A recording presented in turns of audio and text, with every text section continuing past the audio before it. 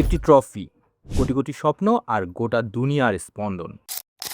১৯০৪ সালে ফিফা প্রতিষ্ঠিত হয়, আর এখান থেকেই শুরু হয় বিশ্ব ফুটবলের এক নতুন ইতিহাস। স্বপ্নটা ছিল একটাই, বিশ্বের সবকটি দলকে এক মঞ্চে নিয়ে আসা। ১৯৩০ সালে উরুগুয়ে ইতিহাস গড়ল। শুরু হলো ইতিহাসের প্রথম ফিফা বিশ্বকাপ। অংশ নিয়েছিল মাত্র ১৩টি দেশ, কিন্তু এই শুরুটাই বদলে দিতে চলেছিল গোটা পৃথিবীকে।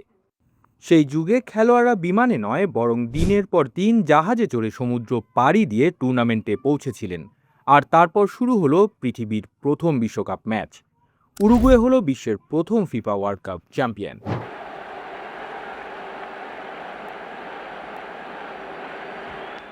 কিন্তু এ তো কেবল শুরু ছিল। আগামী বছরগুলোতে এই বিশ্বকাপ রূপ নিতে চলেছিল বিশ্বের সবচেয়ে বড় ক্রীড়া মহাকুম্ভে। একটা সময় গোটা পৃথিবী যখন যুদ্ধের আগুনে জ্বলছিল, থমকে গিয়েছিল ফুটবলও। ১৯৪২ এবং ১৯৪৬ সালের ফিফা বিশ্বকাপ বাতিল করতে হয়েছিল। ১৯৫০ সালে ব্রাজিল আয়োজন করল বিশ্বের সবচেয়ে বিশাল ফুটবল যজ্ঞের। কিন্তু ফাইনাল ম্যাচে উরুগুয়ে ব্রাজিলকে হারিয়ে ঘটিয়ে দিল ইতিহাসের সবচেয়ে বড় অঘটন। তার পেলে। মাত্র ১৭ বছর বয়সে পেলে স্তব্ধ করে দিলেন বিশ্বের ফুটবলকে।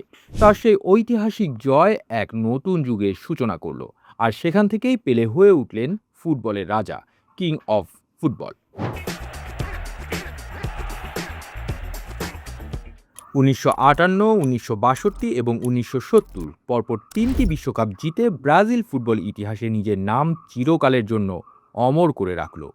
কিন্তু ফুটবলের গল্প এখানেই থেমে থাকেনি। এরপর দুনিয়া অপেক্ষা করছিল এমন এক খেলোয়াড়ের জন্য, যিনি এই খেলাকে নিয়ে যাবেন এক অনন্য উচ্চতায়। Well, it's like any other football match. ১৯৮০-র দশকে আর্জেন্টিনা পেল এমন এক খেলোয়াড়কে, যিনি গোটা বিশ্বকে অবাক করে দিয়েছিলেন, দিয়েগো ম্যারাডোনা। মেক্সিকোর মাটিতে শুরু হলো ইতিহাসের সবচেয়ে স্মরণীয় ফিফা বিশ্বকাপ। এমন এক গোল যা নিয়ে বিশ্বজুড়ে বিতর্ক শুরু হয়েছিল, যা পরবর্তীতে পরিচিতি পায় হ্যান্ড অফ গড নামে। আর তার ঠিক কয়েক মিনিট পরেই হলো এমন এক গোল যাকে আজও বলা হয় গোল অফ দ্য সেঞ্চুরি। মারাডোনার অধিনায়কত্বে আর্জেন্টিনা বিশ্ব চ্যাম্পিয়ন হলো। এই জয় ফুটবল ইতিহাসের সবচেয়ে স্মরণীয় সাফল্যগুলোর একটি হয়ে রইল।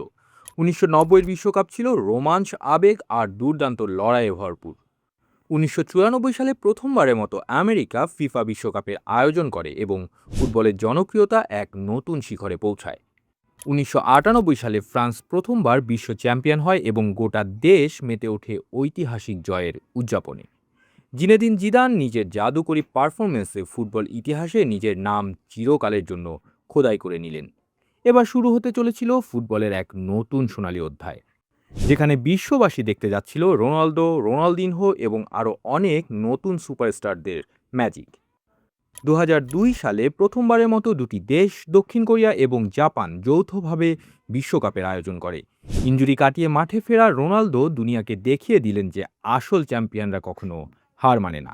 ব্রাজিল তাদের পঞ্চম বিশ্বকাপ জিতে এক নতুন ইতিহাস তৈরি করল। ২০০৬-এর বিশ্বকাপও ছিল রোমাঞ্চ, উন্মাদনা আর হাড্ডাহাড্ডি লড়াইয়ে ঠাসা।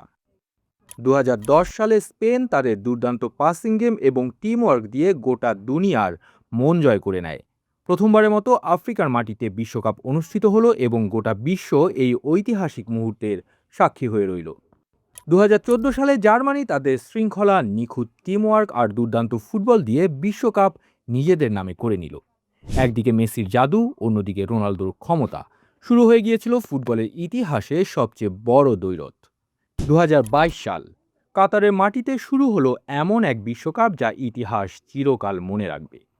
২০২৬ ফিফা বিশ্বকাপের দিকে, যেখানে লেখা হবে ইতিহাসের এক নতুন অধ্যায়।